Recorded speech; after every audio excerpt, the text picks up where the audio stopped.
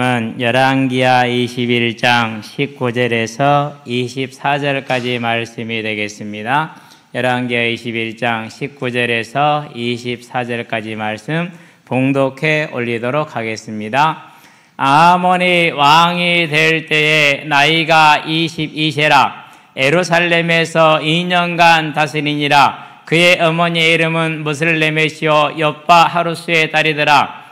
아몬이 그의 아버지 므낫세 행함같이 여호와 보시기에 악을 행하되 그의 아버지가 행한 모든 길로 행하여 그의 아버지가 섬기던 우상을 섬겨 그것들에게 경배하고 그의 조상들의 하나님 여호와를 버리고 그 길로 행하지 아니하더니 그의 신복들이 그에게 반역하여 왕을 궁중에서 죽이매 그 국민이 아몬 왕을 반역한 사람들을 다 죽이고 그의 아들 요시야를 대신하게 하여 왕을 삼았더라. 아멘. 므낫세 왕의 아들 아몬입니다. 므낫세가 55년을 치리했죠.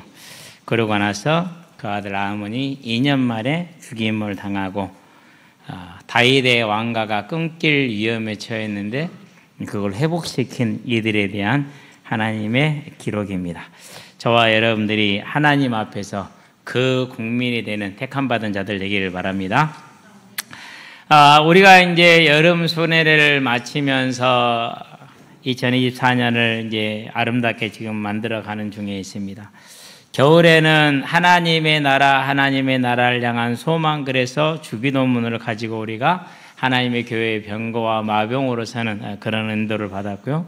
여름 수련회 때는 감사라는 주제를 가지고 섰습니다. 그래서 하나님을 만나고 나서 30여 년 짧지만은 지나오는 동안에 시간이 갈수록 믿음의 열매로 나오는 건 딱 한 가지입니다. 뭐냐? 여러 가지가 있겠지만 그 중에 제일 큰 게 감사입니다. 모든 게 감사하다라는 말이 전에는 조금 동의가 잘 전적으로 안 됐던 것 같기도 해요. 그런데 이제 시간이 지나면 지날수록 또 지난 날들을 돌아보면서 그 모든 것은 다 하나님의 계획 속에 있었고 선하신 계획이 있었구나. 내 생각과 하나님의 생각이 다르고 내 뜻과 하나님의 뜻이 다르다 하셨는데 얼마나 다르냐. 동이 서에서 먼 것처럼 하늘이 땅보다 땅에서 먼 것처럼 도저히 알 수 없던 그 모든 일들까지 다 지나고 나니까 감사로 바뀌는 걸 봅니다. 그렇다면 지금 있는 모든 일들이 우리가 볼 때는 실패로 보여질 수도 있고 우리가 볼 때는 성공으로 보여질 수 있겠지만은 그 모든 것은 다 하나님 앞에서 선한 일이라는 것을 2006년에 광양을 왔어요. 2008년에 사임을 했어요. 부교육자가 사임을 했어. 나 이 일 못하겠어라고. 그게 좀 말이 안 되는 얘기죠. 하나님이 맡긴 사역인데 그걸 포기한다라는 것은 좀 말이 안 되는 얘기입니다. 그때는 무척 힘들었어요. 이게 참 무슨 형국인가 이해할 수가 없었고 사람이 목사가 이럴 수 있는가라는 그런 의문이 들었고 하나님이 계시는데 왜 저럴까 그런 의문도 들었고 그랬어요. 여러 가지 생각이 많았는데 지금 와서 보니까 그것도 또한 하나님이 내가 알지 못하는 개인적으로는 제2의 구원의 시작이 그때 시작된 겁니다. 개인적으로는. 그러고 나서 이제 성경을 내가 강해를 해서 설교를 전할 수 있는 시간을 하나님이 주시잖아요. 그래서 성경만 보니까 다른 거 안 보고 성경만 보니까 하나하나 내 신앙에 틀린 것들을 잘못 배운 것들을 알게 되고 수정하게 되고 그러고 나서 이제 오늘날에 이르러서 그것들이 확인되어지고 증명이 되어지고 그러면 이 뿌리가 어디서 시작이 됐느냐 돌아보면은요 하나님이 나를 그렇게 어렵게 해서 교회에서 사임하게 하고 쫓아내실 때 밀어내실 때 그게 출발점이에요. 그걸 보면서 깜짝 놀랐어요. 그렇구나. 그때는 정말 힘들었거든요. 다른 게 힘든 것이 아니라 사람이 이러면 안 되지 목사가 그러면 더 안 되지 이런 게 있었어요. 기본이죠. 기본 중에. 그러는데 지금 보니까 하나님께서는 그 오늘날을 계획하시고 하나하나 이루시는 겁니다. 자, 그렇다면은 저와 여러분들이 제 개인적인 예에서 좀 그렇지만은 우리의 삶의 어떠한 것도 하나님의 주권 아래, 하나님의 주관 아래 있음을 알고 이제 그 하나님이 나의 하나님, 나의 왕이 되는 저와 여러분의 예배자의 믿음이 회복되게 하시기를 바랍니다. 사실입니다. 확실합니다. 알고 가는 자는 쉽게 갈 수가 있습니다. 저와 여러분들이 힘써 이것을 지켜야 됩니다. 자, 그러면 이제 우리가 뭘 보는 겁니까? 이제 저희들 나이쯤 되면은 60이 가까워 오니까는요, 반드시 뭘 준비합니까? 이제 이 땅을 떠날 준비를 시작합니다. 젊었었을 때는 이 땅에서 무슨 일을 할 것인가를 다 이렇게 중점을 두고 있었는데, 이제 반백년을 살고 넘어가니까 이제 이 땅을 떠날 준비를 하는 겁니다. 하나님 맞이할 준비, 하나님께 돌아갈 준비를 하는 것이죠. 그러면서 이제 이 모든 것이 하나님의 손에 있고 주권 아래 있음을 보면서 하나님이 나를 어떻게 데려가실지는 모르지만, 물론 처음 믿을 때 기도는 했어요. 하나님 이렇게 데려가 달라고. 예, 저는 그렇게 될 줄로 믿고 또 그렇게 되기를 기대하고 그래요. 그렇게 아니야 한다 할지라도, 다른 방법으로 데려가신다 할지라도 그 모든 것은 감사한 일이다. 특별히 저와 여러분이 하나님 앞에 서게 될 때 대부분의 일반적인 방법이 병이죠. 어떤 병이 오든지 간에 두려워하지 마시고 염려하지 마시고 불신앙하지 말고 하나님께 감사하시게 되길 바랍니다. 그래서 안희숙 사모님이 생각이 나요. 나이가 들어 90이 넘어서 이제 암이 발견이 되고 말기라는 소리를 듣고 얼마 안 남았다는 소리를 들었죠. 대부분의 사람들은 이제 낙심하고 두려워하고 불안해하고 하나님 살려주세요라고 기도하고 그러겠죠. 저도 그럴 것이고요. 그런데 안희숙 사모님은 그것을 뭐 했느냐? 기뻐했어요. 왜 기뻐했느냐? 이제 내가 이 일로 인해서, 이 병으로 인해서 그 그리던 내 하나님의 품에, 내 주님의 품에 돌아갈 수가 있겠구나. 너무 기쁜 일이죠. 그게 이해가 됐어요. 저와 여러분들이 범사에 감사하는 하나님의 자녀로서의 오늘의 내 믿음을 하나님 앞에 세워나가시게 되길 바랍니다. 이 땅에서 우리가 같이 있다 하는 그 모든 것들이, 특별히 이제 부모들은 자녀에게 신경을 많이 썼죠. 저는 이제 저도 마찬가지입니다만은, 그런데 또 한편으로 보면은 별로 해준 게 없어요. 저번에 지난주 토요일 날, 어제 말고요, 계곡에 갔을 때 은서가 저한테 아빠 놀아줘 그러더라고요. 네. 이제 같이 못 어울려 노니까 막 물에 못 빠뜨리잖아요, 은서는. 그러니 혼자서 물가에서 놀다가 심심했나 봐. 아빠 놀아줘 그러더라고. 가만히 보니까 나도 내 놀이만 하고 있어. 어떻게 하든지 고기 한 마리 잡아보고 타고 여기 쑤시고 저기 쑤시고 덜 쑤시고 다니고 있는 거예요. 그래서 이제 알아서 아빠가 놀아줄게. 같이 좀 놀아주면 우리 젤리 가볼까? 좀 깊은 데로. 네. 많이 무서워하죠, 이제. 그런 걸 느끼는 게 뭐냐면은요, 그렇구나. 내가 참 아이들하고 보내준 시간이 많지가 않구나. 그런 생각을 많이 해요.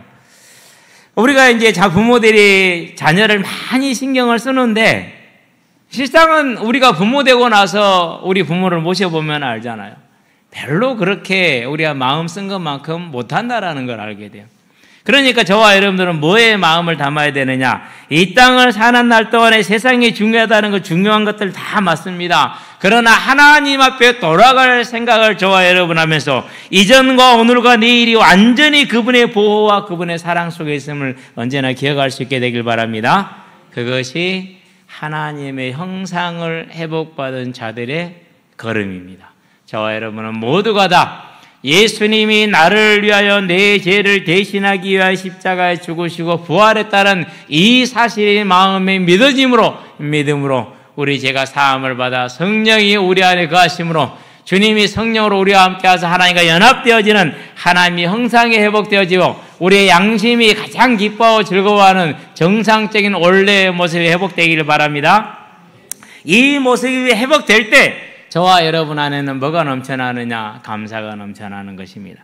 이 감사로 저와 여러분의 삶을 채워나가시게 되길 바랍니다. 왜 감사합니까? 우리가 하나님을 알지 못하면 내가 하나님이잖아요. 내가 하나님이란 말이 무슨 말입니까? 내가 모든 짐을 다 지고 가야 된다라는 말입니다. 그 짐을 지고 인생을 살아가는 일이 얼마나 힘듭니까? 그렇죠? 어려서 이렇게 저는 5 아이를 키웠잖아요. 은영이 날 때가 제일 힘들었어요. 왜? 처음이잖아요. 애가 아프면은요, 겁나더라고요. 그럴 때마다 언제나 뭘 바라봤느냐? 그래, 이 아이에게 주신 것이 하나님이 이 아이와 함께 하심으로 저가 형통한 자가 되었다라는 하나님의 약속 아니었느냐?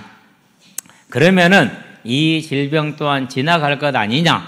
아무리 고열이 나고 떨어지지 않는다 할지라도 이 아이를 향한 주권은 나에게 있는 것이 아니고 세상의 의료에 있는 것이 아니고 하나님께 있으니 나는 이 하나님을 믿으면 되겠구나. 이렇게 하나님을 의지했어요. 그러면 그 아이만 그랬겠습니까? 그 또 애만 그랬겠습니까? 모든 일에 있어서 그렇게 하나님을 의지하고 살아가는 삶. 그래서 하나님이 내 짐을 대신 지는 그런 삶을 살 수 있었고요. 인생에서 가장 큰 문제가 뭡니까? 모두가 다 무시하고 모두가 다 모른 척해도 반드시 정해진 사실은 한 번 죽는 것은 사람에게 정하신 것이요 그랬죠. 죽음은 정해져 있어요. 그런데 이제 그 죽음에 대해서 두려움이 없고 죽음이 이제 기쁨이 될 수 있다는 것이 감사한 일이 됐어요. 저와 여러분들은 이 하나님의 형상을 회복하여 그 하나님의 형상의 회복됨으로 하나님을 알고 주신 은혜를 알아서 하나님께 온전히 감사하는 저와 여러분 되기를 바랍니다. 그래서 베드로가 처음 복음을 선포할 때 뭐라고 선포했습니까? 이렇게 선포합니다. 너희가 각각 회개하여 예수 그리스도를 믿음으로 죄 사함을 받으라. 그리하면 너에게 성령의 선물을 주시리라. 이렇게 얘기했어요. 네 가지 포인트가 있죠. 뭡니까? 회개함으로. 누구를 믿으라? 예수를 믿으라. 그러면 뭘 받을 것이다? 죄 사함을 받을 것이다.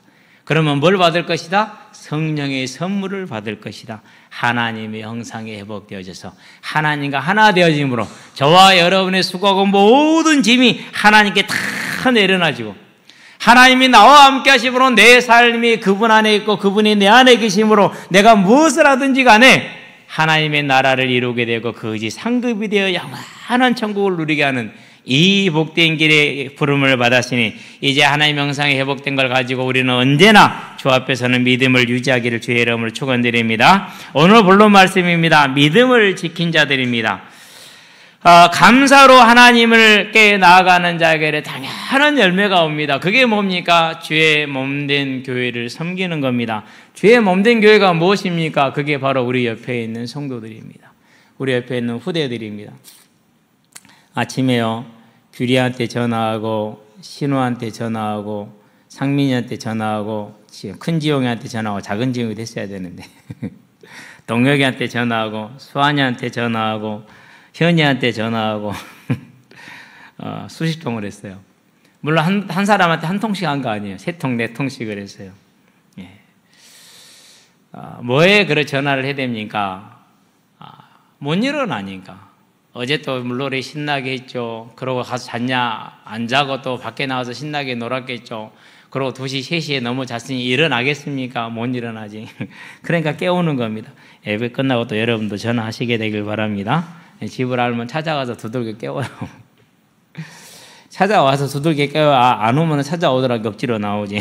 저기 작은 누나가 그랬어요. 부산에 살 때 전화를 하면 일부러 안 받아본대요. 그러면 교회 집사님이 집에까지 찾아와서 계속 문을 두들긴대요.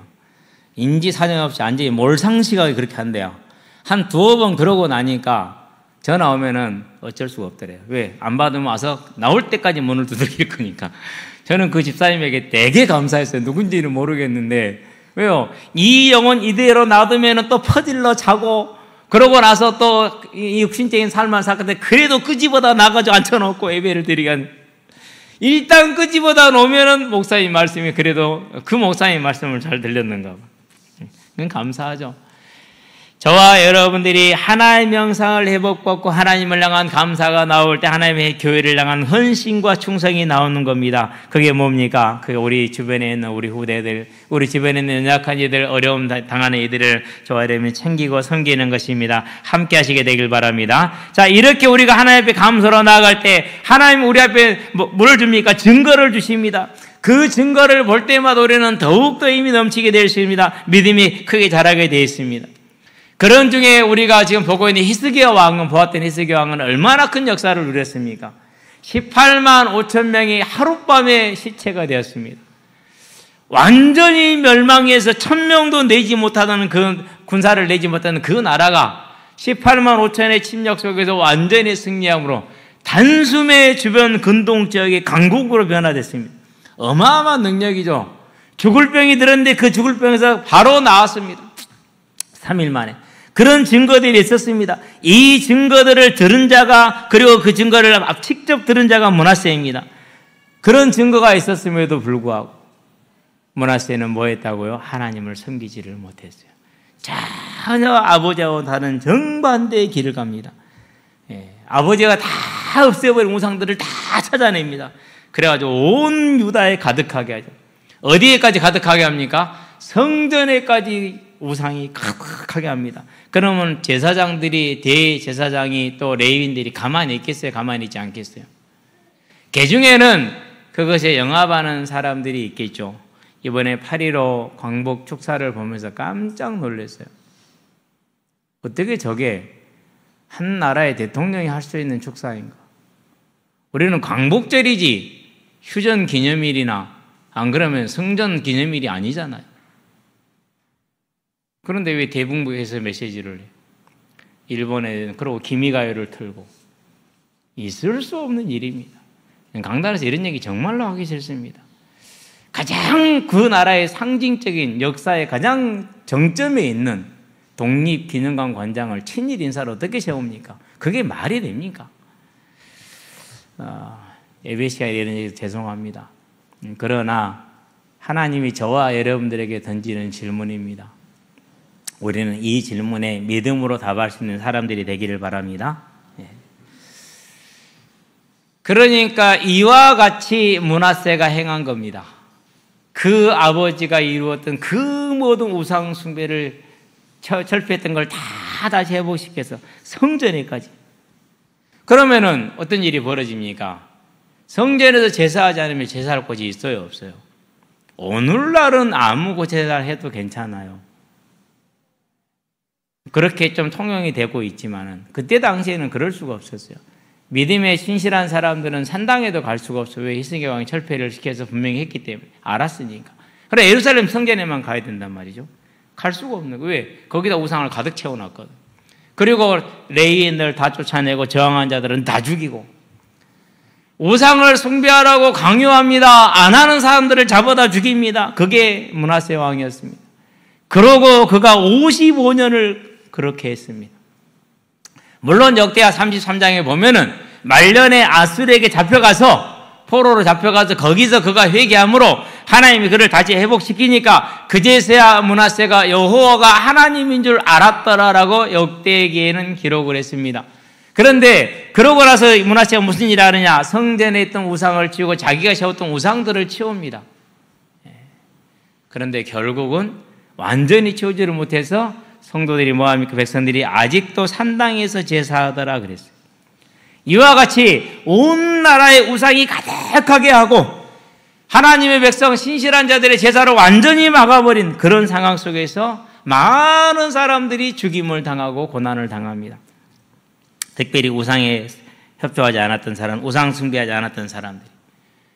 그러고 말년에 잠깐 돌렸지만은 백성들의 흩어진 마음은 전혀 돌아오질 않았어요. 백성들이 아직도 산당에서 제사하더라는 그 말은 무슨 말이냐? 백성들은 여전히 우상을 숭배하더라라는 말과 같은 말입니다. 그러고 그 아들 아몬이 왕이 됐어요. 아몬이 왕이 되니까 아버지 므낫세와 동일하게 그 일을 합니다. 그렇게 2년이 됐을 때 그가 궁중에서 죽임을 당합니다. 반역이 일어난 거죠. 그러면 그를 왜 죽였을까요? 그가 우상 숭배해서 죽였을까요? 궁중에 있기 때문에 누굽니까? 그 사람과 가까운 사람들입니다. 함께 우상을 숭배했던 사람들입니다. 함께 우상을 숭배하다 보니까 뭘 잊어버렸습니까? 누구만 왕할 필요가 있냐? 그죠? 내가 보니까 네가 나보다 안 똑똑하구만.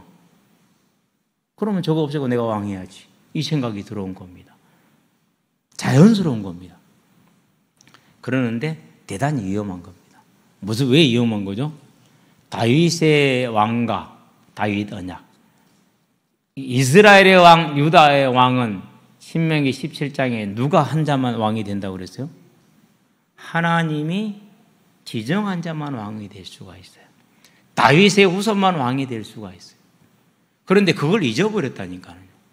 그만큼 므낫세와 아몬의 시기에 유다 족속 다윗 왕가의 근원적인 하나님의 약속, 부르심, 곧 메시아 언약을 완전히 철저하게 잊어먹었다라는 사실입니다.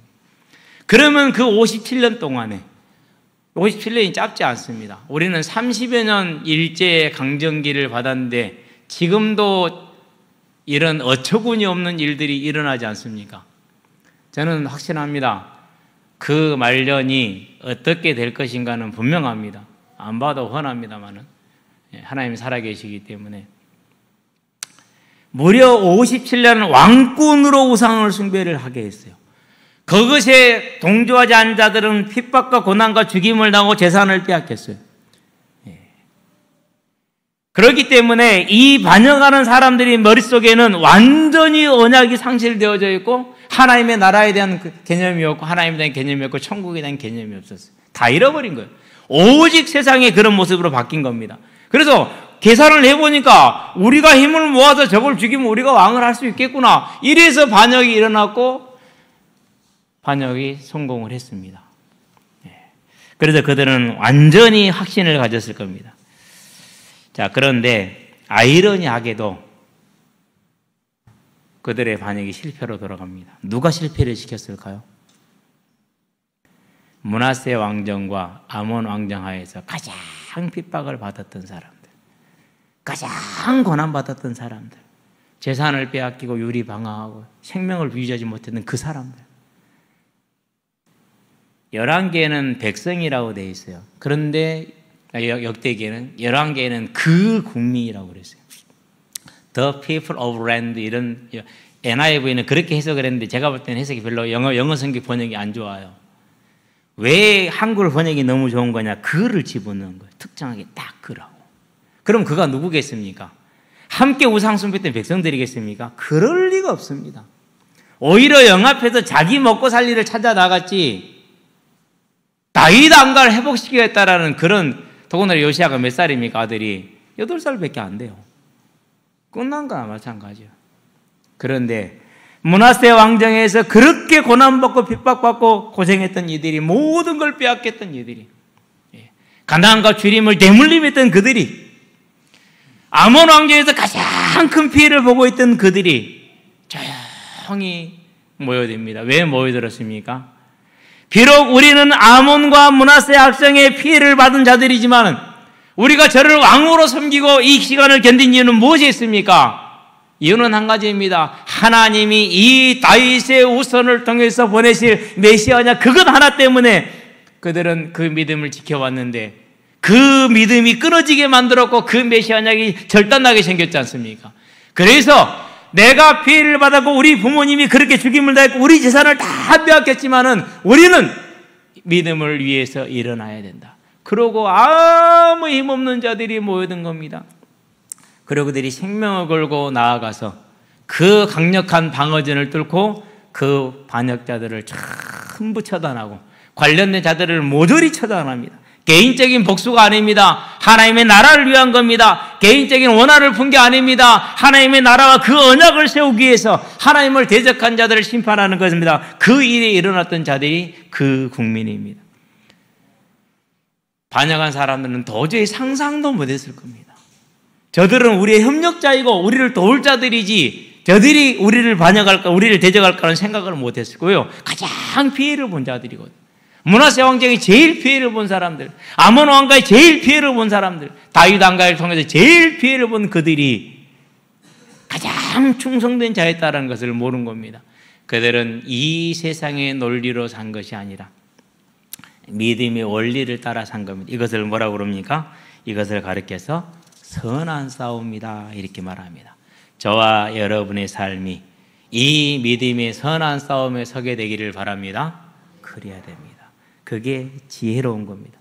그리고 그들은 그 어린 요시야를 왕으로 딱 세우고 난 다음에 무슨 일을 합니까? 이스라엘 전역에서 모든 우상을 제거하기 시작합니다. 그럼 우상만 제거했겠습니까? 그 우상 숭배에 사람들도 함께 제거했겠습니까? 그겁니다. 모든 우상을 제거한 것은 인적인 청소까지 같이 하는 겁니다. 그래서 열왕기에서는 22장, 23장에 온통 9장을 걸쳐서 뭘 이뤄갑니까? 요시야 왕이 성전을 보수하고 제사를 회복하고 절기를 회복하고 우상을 제거한 장면을 기록합니다. 종교 개혁을 일으키는데 그들이 발벗고 나서서 헌신했던 겁니다.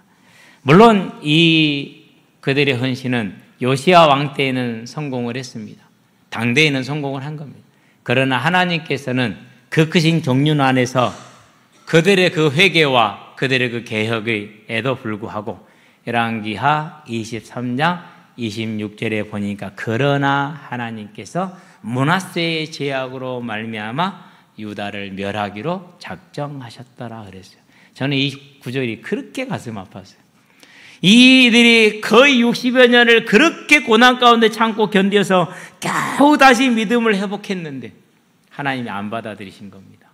요시야 왕 때 믿음을 개혁하게 하셨는데 그럼에도 하나님이 유다를 멸하기로 결정하신 겁니다. 여기서 우리는 한 가지를 봐야 되는데 뭘 봐야 됩니까? 우리가 하나님의 나라를 위해서 이 땅에 헌신하고 충성할 수 있습니다. 그것이 이 땅에서는 실패로 끝날 수도 있습니다. 그렇다 할지라도 저와 여러분의 믿음의 길을 가시게 되기를 바랍니다. 유다가 망한 것은 므낫세로 말미암은 것이지 그 국민 곧 요시야를 도와서 종교개혁을 했던 이들로 인한 것이 아니고 그들은 그 땅에서 할 일을 마땅히 다 감당함으로 천국에 들어가되 자기의 영광을 온전히 가지고 들어갈 수 있는 가장 복된 인생을 살았다는 사실을 저와 여러분은 기억하시게 되길 바랍니다. 그래서 지금도 이 시대에 하나님께서는 이 하나님의 나라를 삼하고 그 언약 때문에 천국에 대한 소망, 부활에 대한 소망, 구원에 대한 감사의 그 하나 때문에 하나님의 나라에 충성될 그 국민을 찾고 있다는 것을 기억하시게 되길 바랍니다. 아합 왕의 때에는 하나님께서 7천을 숨겨두셨습니다. 므낫세 때에는 그 국민이라 칭한 이 7천을 숨겨두셨습니다. 이 시대에도 하나님께서 하나님의 나라의 일을 감당할 7천을 전 세계 곳곳에 예비하셨고 저와 여러분은 그 7천에 들어가는 대열에 서기를 간절히 바랍니다. 이 길이 결코 쉬운 길은 아닙니다. 그들은 60여 년간을 고난과 핍박 가운데 있었고 고생 가운데 있었습니다. 제사도 드릴 수 없었습니다. 예배도 드릴 수 없었습니다. 절기도 지킬 수 없었습니다. 드러냈고 여호와 하나님을 찬양할 수도 없었습니다. 그러면 다 죽였기 때문에. 그래도 그들은 그들의 믿음을 지켰고 그들을 핍박한 다윗 왕가를 위해서 충성했습니다. 다윗에게 충성한 것이 아니라 하나님께 충성한 겁니다. 오늘 저와 여러분들도 그런 일이 있을 수 있습니다. 내가 선을 행하는데 그 선이 악으로 돌아올 수도 있고 그 선이 무시받을 수도 있고 대가를 못 받을 수 있습니다. 기뻐하시게 되기를 바랍니다. 왜요? 하나님께 온전히 받아진 것입니다. 그래서 우리는 오늘날 이 땅을 살아간 날 동안에 세상은 어떻게 말하고 무엇을 추구해 가든지 간에 성공을 말하고 재물을 쌓는 것을 말하고 그리고 자녀를 출세시키는 것을 말하고 그런 것을 말할 겁니다. 그러나 기억하시게 되기를 바랍니다. 저와 여러분은 이 국민처럼 그 국민 남은 자들처럼 이제 하나님의 나라를 위해서 온전히 충성된 자가 되길 바랍니다. 아합 왕의 때에 그 7천이 되기를 바랍니다. 므낫세 왕 때 이 7천이 되기를 바랍니다. 그리고 로마 왕정에서 초대교회가 되기를 바랍니다. 이 시대에 저와 여러분들이 이 국민으로 세워진 하나님의 택함 받은 자들이 되기를 바랍니다. 어려울 것입니다. 그러나 사도 바울이 말했습니다. 그래서 믿음의 선한 싸움을 싸웠다라고 말합니다. 자기를 괴롭혔고 재산을 강탈했으며 신분을 박탈했고 부모를 죽였습니다. 그럼에도 그 왕가를 회복시킵니다. 하나님의 나라를 회복시키는 겁니다. 저와 여러분은 그 믿음에서는 믿음을 지키는 자들이 되기를 바랍니다. 결론입니다. 병거와 마병입니다. 누가 병거이고 누가 마병입니까? 하나님이 우리의 병거이고 하나님 우리의 마병이십니다. 우리의 산성이라고 그렇게 우리가 표현을 하고 우리의 보호자라고 표현을 하죠. 그렇다면은 이제 우리는 그분과 함께하고 그분과 연합된 자들이기 때문에 당연히 하나님의 교회의 병거와 마병으로 그리고 선한 싸움을 하는 믿음을 지키는 자로 서게 되길 바랍니다. 내가 믿음을 따라서 섬기고 내가 믿음을 따라서 행하는데 그것이 이 땅에서는 대가를 받지 못할 수도 있습니다. 그러나 대가를 못 받으면 감사하시게 되길 바랍니다. 그게 더 나은 겁니다. 왜요? 누가 있기 때문에요? 하나님이 계시기 때문에. 그래서 마태복음 10장 40절에서 42절에 보니까 뭐라고 말을 합니까? 저와 여러분들이 일생 동안을 나아갈 수 있는 길을 알려줍니다. 너희를 영접하는 자는 나를 영접하는 것이요 나를 영접하는 자는 나를 보내신 이를 영접하는 것이니라. 선지자의 이름으로 선지자를 영접하는 자는 선지자의 상을 받을 것이요 의인의 이름으로 의인을 영접하는 자는 의인의 상을 받을 것이요 또 누구든지 제자의 이름으로 이 작은 자 중 하나에게 냉수한 것이라도 주는 자는 내가 진실로 너희에게 이르노니 그 사람이 결단코 상을 잃지 아니하리라 그랬습니다. 그게 뭡니까? 이 국민이 지켰던 그 믿음이 이런 것이었습니다. 마태복음 25장에서는 이렇게 말하고 있습니다. 우리 주변에 대해서 우리가 나갈 길에 대해서 어떻게 말씀하십니까? 자, 보니까 이렇게 말합니다. 35절입니다. 그때 임금이 그 오른편에 있는 자들에게 34절 이르시되 내 아버지께 복 받을 자들이여 그랬어요. 아직 복을 받았어요? 안 받았어요? 지금 받은 복은 이 복에 비하면 잽도 안 된다라는 거예요. 이 땅에서 받은 복은. 앞으로 받을 복이 크다라는 거예요. 영원히 받을 복 천국에서. 뭐라고 말합니까? 받을 자들이요? 자, 내 아버지께 복 받을 자들이여 나와 창세로부터 너희를 위하여 예비된 나라를 상속받으라. 내가 줄일 때 너희가 먹을 것을 주었고 목마를 때 마시게 하였고 나그네 되었을 때 영접하였고 헐벗었을 때 옷을 입혔고 병들었을 때 돌보았고 옥에 갇혔을 때 와서 보았느니라 그랬습니다. 의인들이 그러면 우리는 그런 적이 없는데요. 주님한테 한 적이 없는데 이렇게 얘기를 합니다.